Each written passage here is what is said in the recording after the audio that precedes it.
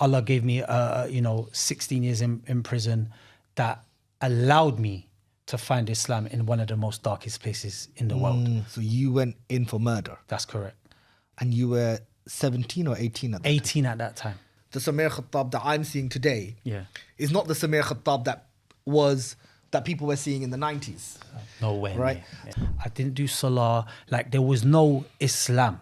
It was only 5 years later in prison when I started to practice Islam. There isn't a manual for perfect parenting. And raising boys can often be a handful. Being born in Islam, having an Islamic name just wasn't enough. Putting it into practice is when I started to see the blessings just flow. The mainstream media has been justifying genocide in Gaza. Islamophobia and censorship are the norm. We're changing that. Our journalism has reached over 300 million impressions on social media since October 7th. On TV, our rolling news coverage has featured key figures like Hussam Zumlot, Avi Shlaim, Gideon Levy, and Jeremy Corbyn. We need your support to reveal the truth and ensure our voices are heard. Donate today at support.islamchannel.tv.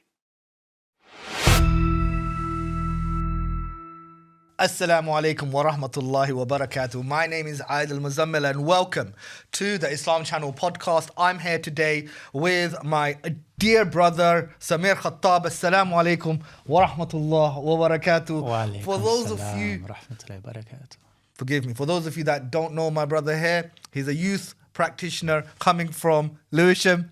Today I am, yeah. Today coming from Lewisham, but he's grown up in and around, I would say, West London. Ladbroke Grove sides is mainly where he grew up.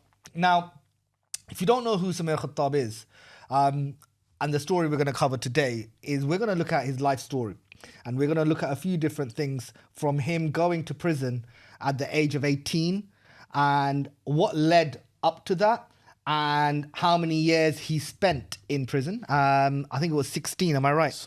16 years he spent in prison, and he's come out in what year? 2017. 2017, and we're in 2024 now, right? So it's been give or take about 7 years. In June, inshallah. Yeah. In June, it's 7 years since he's been out. So I'm going to dial it right back to when he was before 5, right?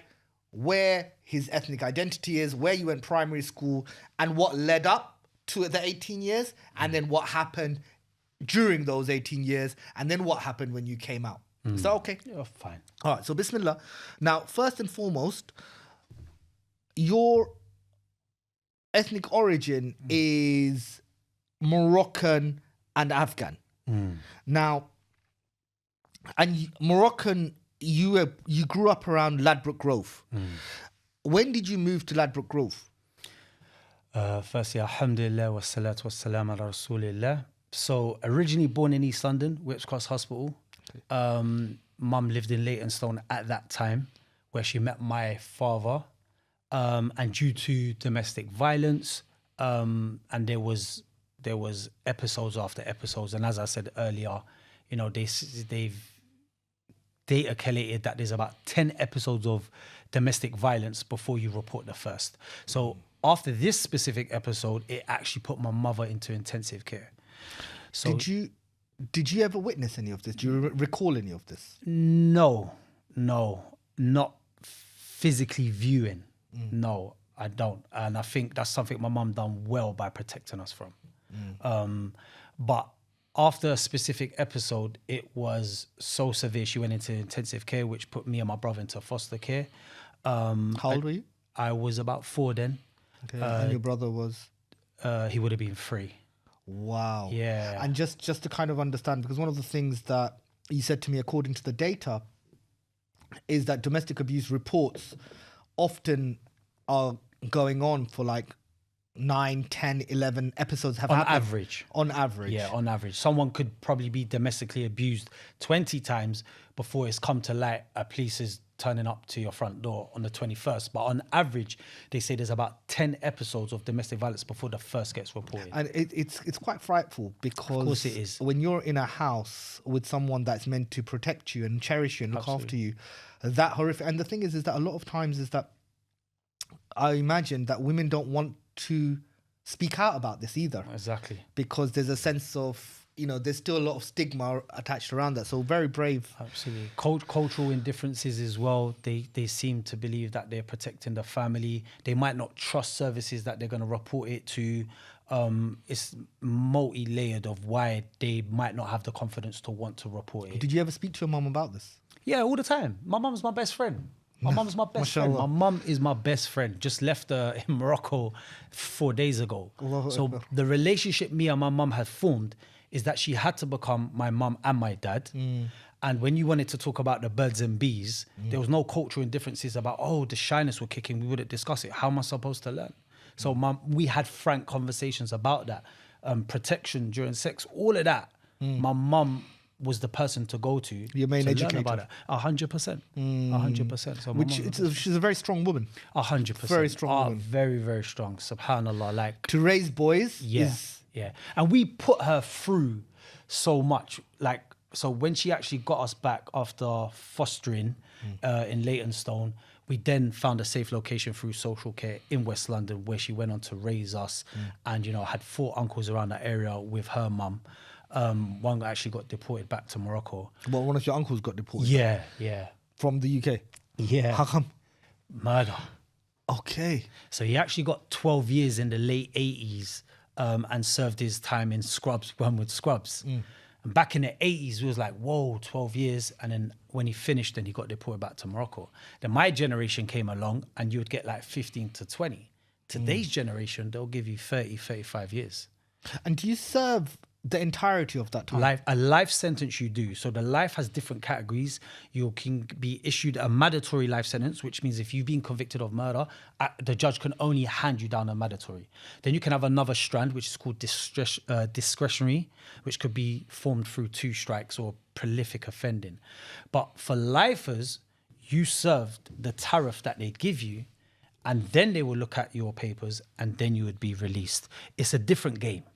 So a lifer is someone that spends the entirety of... And is it only because of murder that you'd get life imprisonment? Well, a mandatory life sentence for murder. Okay, and... So let's break down what life is. Life in the US would be life in prison. You're dying in prison. Okay. Life in the UK, by UK law, is the license part. So I'm on license for 99 years. But that doesn't mean I serve 99 years in custody. It's the license part that life is meant. What does the license part mean? It means that you're on license for 99 years. So you've heard of someone get 20 years, right? 20 years is 10 in custody, 10 in the public. And that will be served on license through probation, being managed. Okay. So the license is about the management part while you're in the community. Yeah, 20-year sentence could have been indeterminate, which is the old school, which means 2/3. So I don't want to confuse you and split the atom about what sentences look like. That's not what we're here for. But life is actually the license part in the UK, which is 99 years. That doesn't mean I will be managed for 99 years. You eventually have to leave me alone and let me live my life. But it's about evidencing the reduction in risk so that I'm safe to be sitting with Adil on a podcast in peace. Okay. Well, Jazakallah khair for that explanation. Very educational. Let me. Okay, so your uncle served 12 years. He got a 12-year sentence, that's correct. For murder. So, and then he went back to Morocco. That's right. Did he have a British passport? I don't believe it was formed at that time, no. Okay, No. so that's why... It couldn't have been. I mean, it was many years ago. It couldn't have been because he was deported. Okay, and do you still keep in touch with him today? Bit of family politics going on at the moment, but that specific side of the family, not so much, no. Did he, when you were growing up, was he an influence in your life? No, none whatsoever. You didn't even know about No, it? too young. Okay, so here's your mum raising you and your younger brother, both of you quite strong personalities, I imagine. Yeah. And she's obviously a stronger personality to keep you both in hand. Yeah. What was discipline like for you growing up? Because as a mum, when you got boys, she was a single parent? That's right. Remarried later, but single parent, yeah. Now, a lot of mums raising boys will talk, because boys and girls are very different, right? And raising boys can often be a handful. What was it like for your mum, and what was discipline like for you? There was no discipline. Okay. But there were her forms of discipline. And, you know, I love my mum to death. It's not just based on the status that Islam has given my mother, but what she's endured and stuck with me throughout the years. She would still apologize today, about what parenting looked like back then. So we grew up in a household where no Islam was established. We could play Tupac, Biggie Smalls. We could do what we want. Now, when I talked about my mum is slightly different, coming from Morocco at age 9, she would treat solving problems through violence. So that from a very young age, it was something I absorbed through her. So although we're being disciplined very severely, and I mean, people talk about belts, and belts was like a good day for us. You know, we've had barbecue sticks warmed up and touched on our skin. Like that's next level. That's almost torturing. That isn't discipline. So this is why I say there was no discipline, but my mum had traumas that she was actually expressing onto us that wasn't addressed. She was always coming from a good place. She was a good mum despite all of that. And I think she struggled with parenting. And what we absorbed very quickly from her was not only the traumas that are being relayed back onto us, but I'll give you an example. In year 7, I remember year 11's picking on me. And I'm like, yo, mum, the year 11s are picking on me. This is the thing. We didn't call on gangs. We had families. So my mum said, okay, cool. My mum came out and pulled out a knife and raised it at them and said, you touch my kid again, this is what you'll get. So from year 7, we're actually viewing how you solve problems. My mum actually served a custodial sentence. My mum's been in Holloway prison. So when you talk about what it's like for a lot of mums that I see today, my mum's cut from a different cloth. Now, alhamdulillah, she's gone on to establish Salah. She's one of the biggest hearts that I know. But I look back now and I say, you know what, mum, you're a good mum. But the trauma's going to stop with my generation. That's right. Does that make sense? Yeah. So we kind of learned a lot from my mum, some for the right reasons, some for the wrong reasons. But she done her best. And I truly believe she did try to do her best. Yeah, because it's... you don't go out thinking I'm going to do my worst. You don't go out thinking I'm going to hurt my child. You just, some of those things are responsive based on traumas, as you said. And I'd like to ask is that, did she serve a custodial sentence in prison whilst, how old were you when she went to prison? I can't recall my exact age, but she found my father with his mistress and bust her up outside Stratford train stations, or wherever Stratford was back then. I was like, Mum, what did you go all the way for? And she went, I caught, your brother's mum, basically. Yeah. And I just like laid her in, and I think it was classified as GBH. Wow. So it wasn't a common assault. Serious, yeah. Common assault, you could probably get a caution back then and go on. Right. So what I realized very quickly is that my mum was solving a lot of issues through violence, which isn't the correct way. But we quickly jumped on that sort of problem-solving technique, if you will, which we'll probably explore later. So that's what my mum went on to serve a custodial sentence for. Can't remember exactly how long it was. I think it was in the months category. I don't think it was years. It's really quite interesting when you say that a way to resolve problems for your mum, which is what you also learned, is from zero to violence. Yeah. And maybe that's something that came from her upbringing as well, because we've spoken previously about parenting is sometimes done through violence, and this may be as a result of what she saw, that she was just learnt behavior. But I think you had some comments on that. Yeah, so obviously, a mother coming over, 5 brothers. She's the only girl raised on White City Estate in West London. First home was Ladbroke Grove. Finding her own way, then went to meet my father, who was a bit of a bad shilling, if you will, a drug pusher, if you will, and already establishing a toxic relationship, but as she, quote unquote, said, her first love, experiencing the domestic violence. Now all that pain and, her formative years within the UK is now obviously going to spread down to us and what her parenting style looks like. And my heart always goes out to parents, because there isn't a manual for perfect parenting. Absolutely. You can have perfect intentions, but there's no perfect parenting, especially with the challenges that parents are facing today in the UK as well. That's something I'll always continue to sympathize with my mother and what she experienced. So for me, I kind of understand what she was actually going through, and it came out through parenting. That came out through us. So when your mum pulled out this knife on these year 11s, Yeah. Was that in school or outside? Outside, and they was on their way home, so I pointed them out. Right. And you had to actually go past my block of flats after leaving school. Right. So I knew your route. But ironically, one of those years 11s went on to be one of my brother's best friends. Right. But it was something that we were told by mum, no one can put their hands on you, no one can touch you, no one can do this. Did anything happen in school after that event? None. None. I had a visa, I had a free card. I was left Right. alone. Right. I'm not saying violence pays off. Please don't misunderstand But on this me. incident- But on this incident, I was left alone. That one there, he has a crazy mum. Leave me alone. Leave me alone. Okay. And sometimes bullies do need to be pushed back. I'm not saying with a knife, but I'm saying bullies need to be pushed You back. need to stand up to bullies. 100%. 100%. 100%. And if they're year 11s and you're year 7 and they were bullying you, there's it's clear. I felt the forms of it. So I wouldn't say I was grabbed by my neck and thrown up against the wall. But when I was in the dinner line, I didn't like your taunting.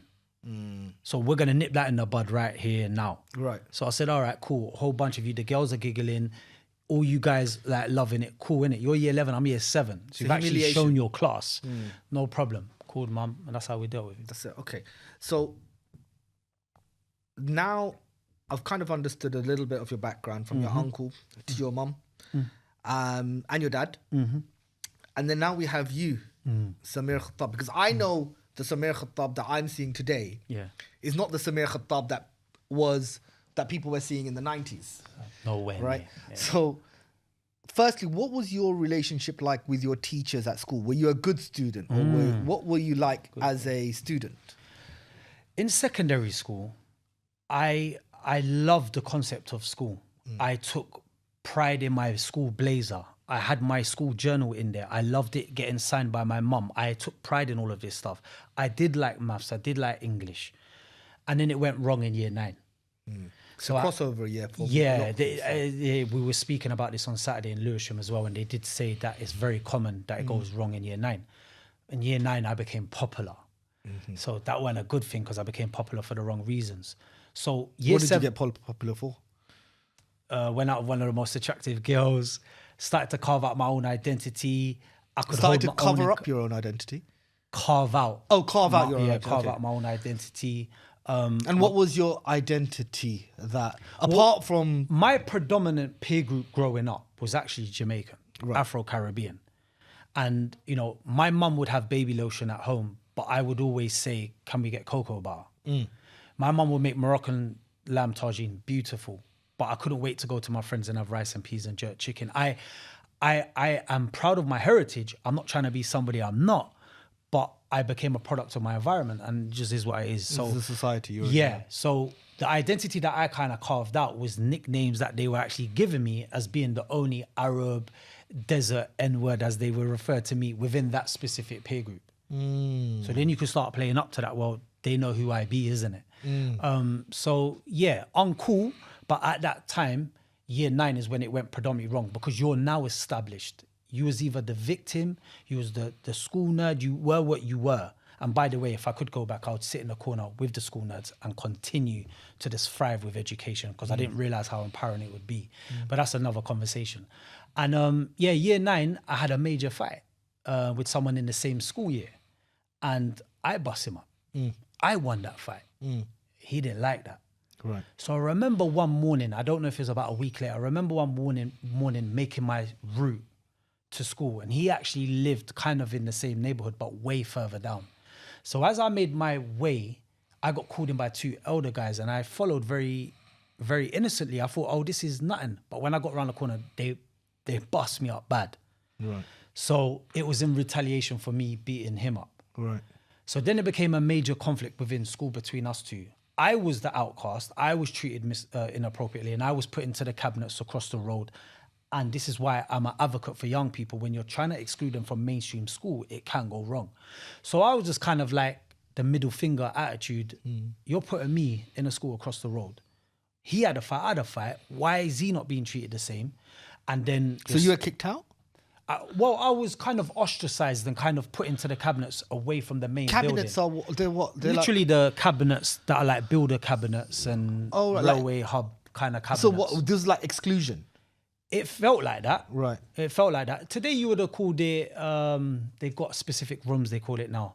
I forgot the rooms, it's escaped my memory. But they would have put me in those cabinets at that time. So I was just like, hell to And what work. about him? Just continue to dysfunction. So operate normal. they blamed it on you. And what about the two other boys that They didn't attend the school. They were his elders. Right, but it was because did you tell the teachers that? Nah, you stick by the code. You don't go and snitch as they say. If Right. the street code's the street code, the street's the street code, isn't it? Which I'll later find out it's actually fake. Okay. But yeah, so GCSE started to arrive and I didn't care. And I was going in between this cabinet and the mainstream school. And when they would give me my exam, I didn't care. I just couldn't wait to get out, go to a house in Kilburn, play our garage music, do what we're doing, chill, and just become a bum, basic bum. So for me, I didn't take the last 2 years of school very seriously. I heard the concept of enrolling in college, which I turned up to St. Charles College in Ladbroke Grove, didn't know where it was. No one showed me the ropes, didn't know what subject. Turned up on my moped, thought I was the guy. And that never went nowhere. So it was just total waste, waste of time. What was college a different? Because were you still quite popular? I didn't go. I didn't end up going. I went on enrollment day, Right. but never pursued. So what did you do in this time now? So that's a great question. So what happened was I remember being age 15 and I was getting a summer job in Burger King in Camden. So, of course, you've got to be 16, but back then you could kind of go under the books, blah, blah, blah. So now I'm working for this burger franchise in Camden, and my sole purpose was just to save up for a moped. Okay. Nothing else. It's quite determined still. Yeah, nothing else. Right. The money came, by end of summer, I had enough. Sayonara, see you later. Bought my moped, riding around with the boys from Fulham to Chelsea to Ladbroke Grove, and I realised I kept conking out on not having enough money to fill up the moped. So I was like, why did you leave that job? How are you? This is what taught me. And we actually discussed this in a recent podcast as well. I said you was always, even though he was involved in negative peer groups, you always had this job mentality. And I said, my mum is still this very young. So I grew up in a household where electric would run out. Hear my mum asking my uncle for a tenner. So I done a paper round, age 13. So I was getting £15 a week and I loved it. I just loved giving my mum that £15. And then the £30 a week role came and I was offered it and I was elated. So I got that and kept giving up my mum the money. And I said, Mum, like we say in Moroccan, Mwe, I saw a nice pair of jeans, can I get some money? She said, okay. She went upstairs, she came down, she gave me £730.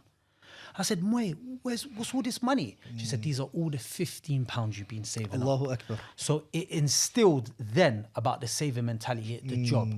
I was questioned a lot about why didn't I get into the drug business? Why wasn't I doing the trapping? And I learned very quickly there was no peace in that game, dog eat dog. So the rizq and the money I always see was achieved through halal means. So after that, age 17, I became a supervisor. Age 18, I became an assistant manager. Where? Burger King. Oh, you went back to the same job? Yeah. Went back to the same job. Give back my summer job. Yeah. I'll take that back. To ride so my then I bike, started to navigate between Islington, Camden, and then I was offered the role when I came out of incarceration the first time, 17 years old actually. And he said, come, we're opening a new franchise. Wait. You went to prison at 17? Yeah, and that was an 8-month DTO. What's a DTO? Detention training order. But you were working at this time? And then, but I got incarcerated during it. I had an incident involving a stabbing. Okay, and then are you still underage at this point? I'm 17 at this time. What I didn't share with you is that I was for the big one, I got re-incarcerated at 18. Okay. So 17 was a shorter sentence. Okay. Released. My old school manager from Camden said, look, we're opening a new branch. I think you'll be amazing here. So then I went there and then that's when I striked it up from supervisor to assistant manager. Okay, so there's you are leading a double life in a way, right? Oh, 100%. Okay. 100%. So what's this you say double, I say triple. Because I always say, growing up as a teenager, I had 3 faces. I had one for my mum, I had one for the gang, and I had one when I was alone in my bedroom. And that face in my bedroom, no one could reach out to. And that's the problem that I had. So you're absolutely spot on, double life. I'll tell you what's absolutely. interesting is that I spoke to a psychologist and she said that Muslim boys and Muslim girls they are at most risk of schizophrenia. because they have these multiple identities that they have to form growing up. One for their strict parents at home, one for their school friends, one for their work. They're always having to navigate these different identities. It's not like you can just be one person.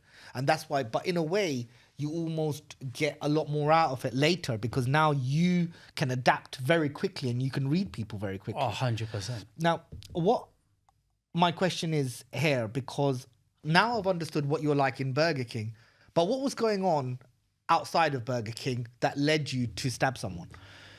So this was a different incident related to the index offence, but there was this concept of violence still brewing on the streets, right? And you'd rub up each other different ways. We good? Yeah, I'm just, we've got about 20 more minutes. Okay, so. Right. So what I want to do is in this time, I want to talk about the first stabbing and then move into incarceration. Yeah, cool. So what happened with there's so many different incidences. It's only what's reported that you're allowed to discuss. And basically there was an incident between my younger brother and another rival, if you will, where he was unfortunately stabbed, and then that caused my brother to be incarcerated, and then myself later being incarcerated and being able to come out, and then later on commit another offence that gave me the life sentence. What was the offence then for the life sentence? That was actually murder. Okay, so you went in for murder. That's correct. Okay, and you were 17 or 18 at that 18 at that time. So I was only out for about 11 months. Okay, and was it revenge? No. So the incident around that, and this is the issue that you have when you need to question the peer groups that you have, is that 99.9% of the beef was never ours. So, and the eldest in our specific peer group had conflict with another person, chased him into a block of flats, and an argument ensued. And then out of respect to the victim's family, he was kind of, drilled, if you will, to a certain level, and he died, unfortunately. What does drilled to a certain level mean? Just killed. It's just another word of just saying killed. Oh, okay. Yeah. Okay. So, and this was in I didn't want to share the horrific details or the gory details about what happened out of respect for the victim's family. So was that like just you and him, or was it like a group of you and him? So all four of us actually turned up that night as we went into that block of flats. I could see that I was younger than them too. So I could see that he wasn't having it, basically. There was still an argument that was about to evolve into a fight. Now, I can honestly say, hand on heart, I did not want to take this person's life. Hand on heart. Don't need to lie. Yeah? But this is the problem that we have today. We believe that we can inflict the amount of violence onto someone to our levels. So when we delivered a presentation to Year 9, we said, name a safe space to stab someone. And everyone would come up with a place. The buttocks, that blows our mind because there's arteries that run through there. Someone said an ear. Now, and I know as mature adults, there's no safe place to stab someone. So in this specific, guns were mentioned as well. And I didn't want him to die, but unfortunately he died through my actions. Now, if you saw the post-mortem, you'd be like, Khattab, nah, come on. But it was an out-of-body experience. And I was actually questioned in Oldham one time, when you killed him, did you have regret? And I said, no. That shocked a lot of people in the crowd. And I said, I had no regret at that point. And the reason why I never regret came when the atoms of Iman started to kick into my heart. This is the code we all subscribe to, right? The street code, so to speak. You're bad, I'm bad. Yeah. Now, unfortunately, at that time, I can't lie to you and say I felt remorseful, because that's just a big fat lie. Hold on. So at the time of the killing, you didn't feel remorse. No. But did you feel remorse I didn't know he afterwards? died until 10 days later. Okay. And was it a stabbing as well that took place? It involved 2 weapons. Okay. Yeah. Can you share with us? It's irrelevant. Okay. And at the result of that, you didn't know, when you left him, you didn't know whether he was alive or dead? No, didn't know. And when you found out, how did you feel then? You know why I love this question? Because, again, no remorse. it became a mindset that I adopted of cops and robbers. I need to get away now. I need to bust case, right? And I'm going to tell you why, because we're programmed in this country. When I was remanded, they give you your legal depths, yeah? All your paperwork about witness statements and this and that. What does it say on the front page, Adil? On the front page, it says Samir Khattab v. Regina. You know what Regina is, right? Queen? Right. The state. Right. What did I do to you? What did I do to the Queen? The problem we have here with that programming is that we've taken the victim out of the incident. I've harmed the victim and the impact that has on that family. Now I've adopted a cops and robbers mentality. I've just got to get away. Do you understand? So I need to bust case. So what did you do? So obviously I had to go on trial. Right. And then after trial, I was found and convicted. Was your mum there in the trial with you? Sorry? Was your mum there when you? Yeah. My family was How in was the it for gallery. her? Oh, devastating. As soon as worst words that were ever said to me, Adil, when the jury say we found a verdict, and I actually got a 10-2, which means 2 people believed, but 1 more would have had a hung jury. And they say guilty, and then the judge says, take him down. The words still penetrate me down because it was your scum, bruv. Like, you're nobody. And it's just the way he said it. It's traditional. That's what the judge would say. They have to take you down to the docks, send it down to the cells.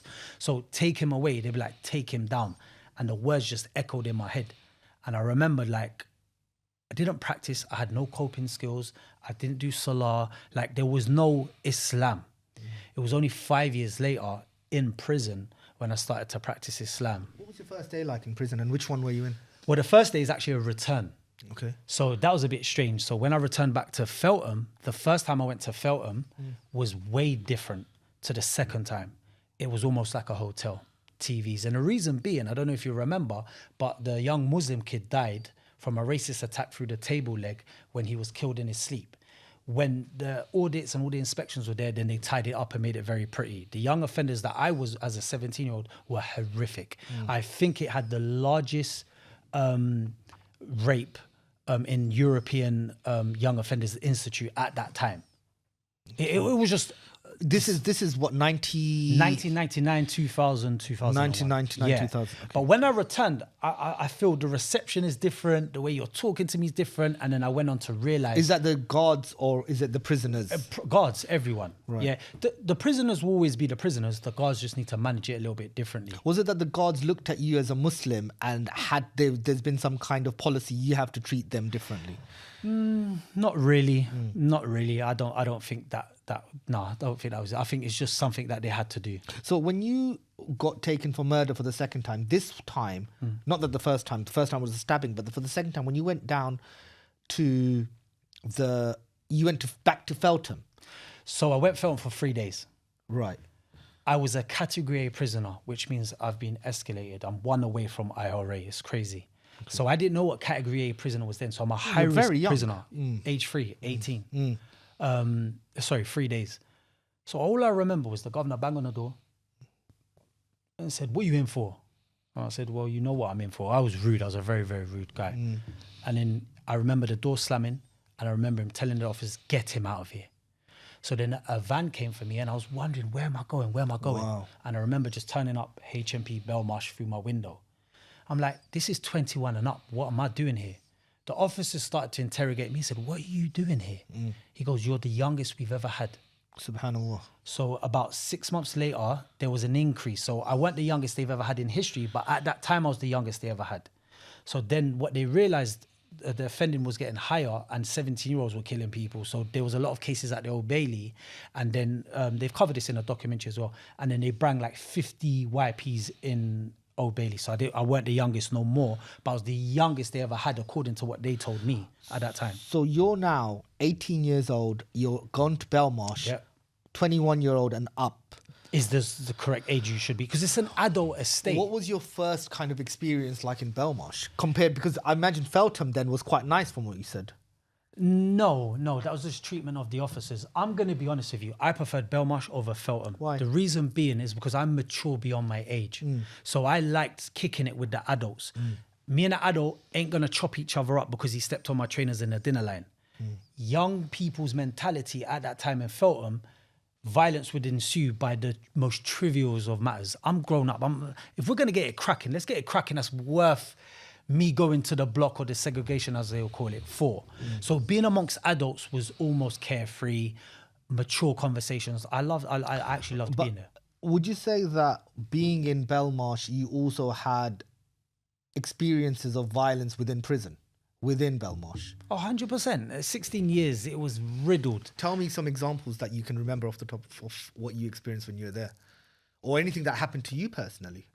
No, alhamdulillah, Allah protected me well. I've seen someone have their face burnt off. How? Well, they would call it ghee. So they'd get Butter. Butter, Right. stalks, 6 of them from the canteen list, melt it all down, and then throw it over. Someone said, I'll watch that take place. Subhanallah. And what happened was he was actually on the phone to his mum in Jamaica when that hot oil went over him. And then I don't know how he brushed off, but he came down, started to have a fight. And the amount of skin grafts he had, they're saying that trying to restrain him was when the skin was peeling off. It could have been a lot less worse had it just been remedied or seen to straight away. So most of the damage took place through the restraining. Lovely brother, took his shahada, never forget him. But I've seen some horrific things, stabbed with a tin lid and, literally opening up half of your cheek. 16 years in prison, 10 of those years were in a maximum security prison, which is a brother-sister prison circuit of about 6 in the UK. It houses the most notorious inmates in the UK. You're gonna experience or at least witness a certain amount of violence. So yeah, it's just horrific. You grew up in prison, right? Most of my formative years, as my manager would say, a lot of your formative years have taken place there. Did you have any role models in prison? I wouldn't say role models per se, because it was difficult to take somebody in the same ship as me. But when I started to identify my true role model, then I was able to measure who I could take from and who I couldn't. Does that make sense? Yes, it does. So age 18 being incarcerated on that specific sentence, I remember a man that I got close with and ate with going home. When he went home, he sent me a parcel.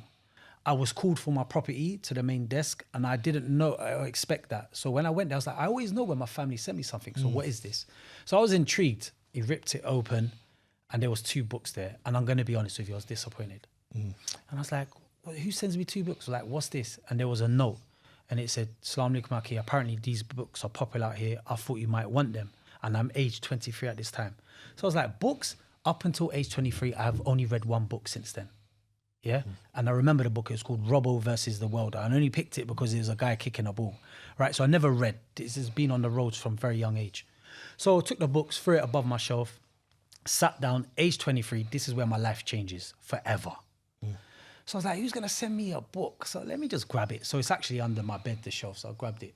First book was called Adel Muslim. Second book was Sahih Bukhari. So I'm reading Adel Muslim. And I'm reading things that had a profound effect on me. And remember, after this book, my moral compass has shifted. And I'm like, what? How I should treat my neighbor.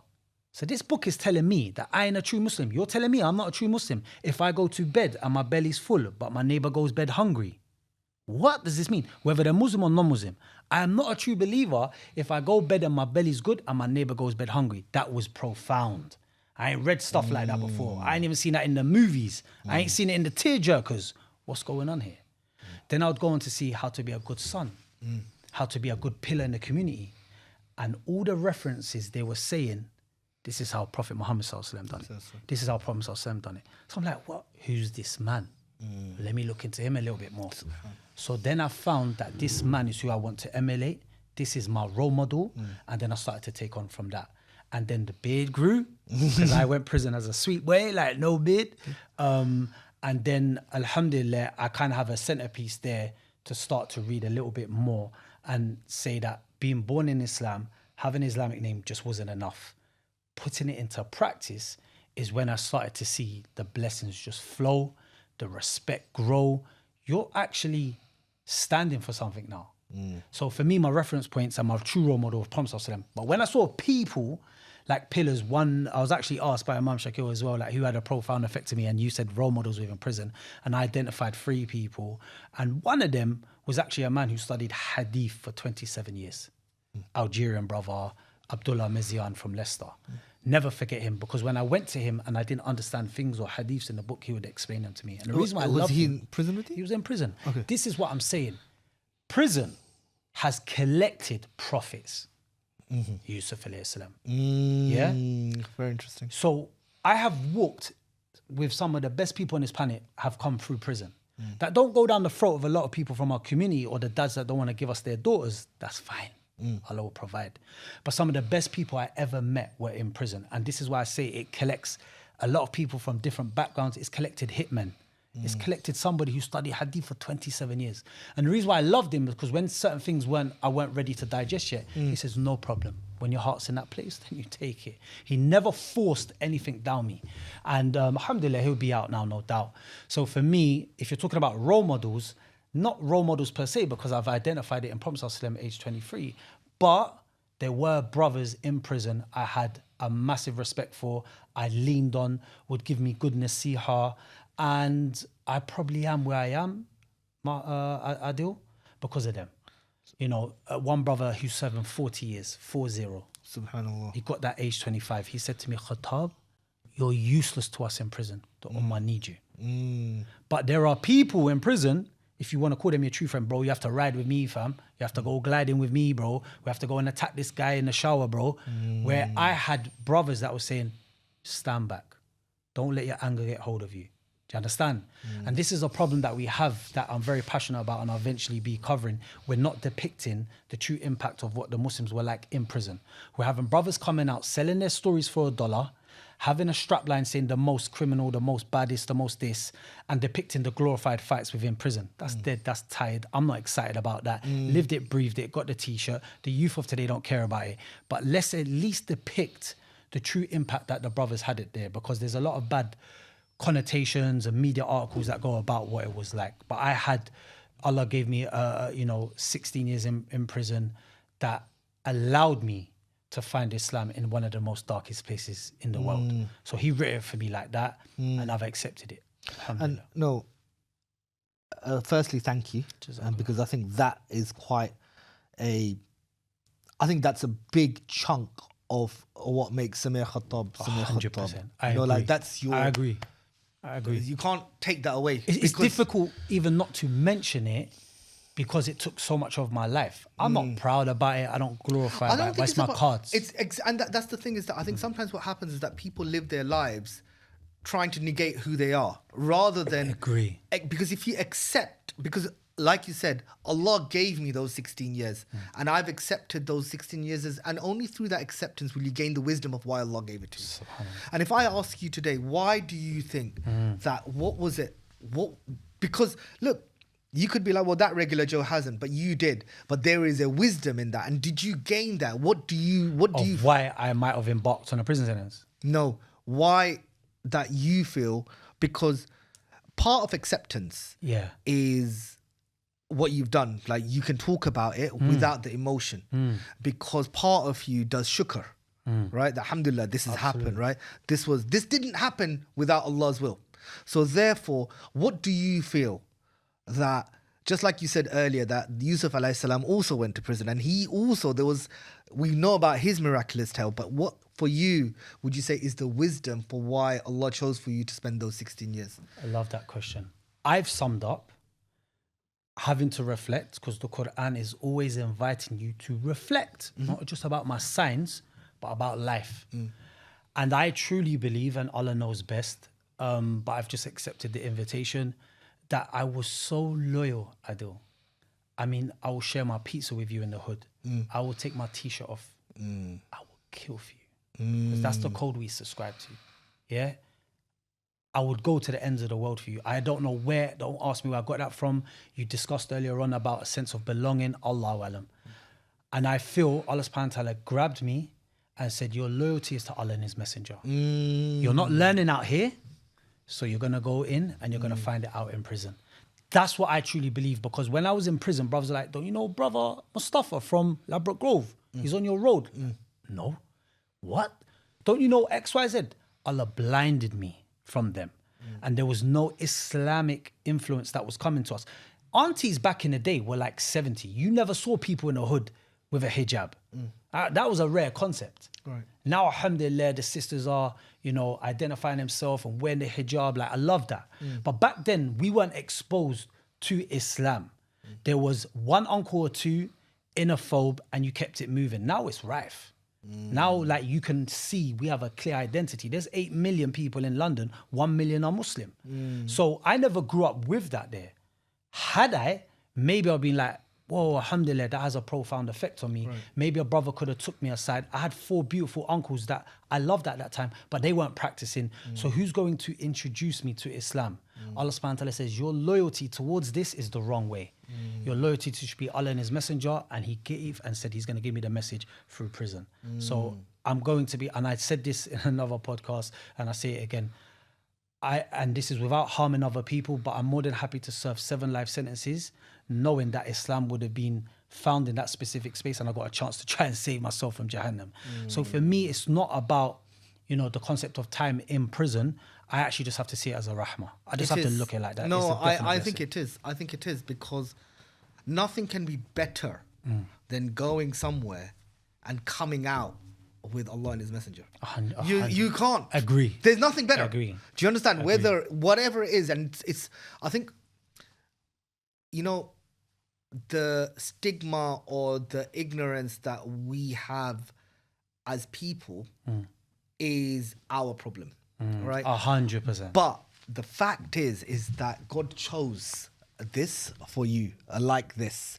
And as you quite rightly said, I'll do it all over again, purely so that I get to connect with Allah and his messenger. I remember, I think Akhi Ayman said the same thing, and he said that the best years of my life were in prison, where I said recently on Saturday, and I said, sorry, and apologies to my family, the best Eids I've ever had were in prison. It's not a feeling you're never going to be. It will be coming out, but it's never been a feeling you're ever going to be. And it's not only that I needed a role model. There's a rahmah, Ibn Taymiyyah rahimahullah, he said it the best, that Jannah's in my heart wherever I go. Wherever I go, Jannah's in my heart. If you were to put me in prison, is to have a halwa, a sweetness with Allah. Yeah, 100%. If you kick me out of my land, is to have a siyaha, a traveling journey in the path of Allah. And if you are to execute me, then it's martyrdom for the sake of Allah. So it's always in your heart, 100%. even in prison.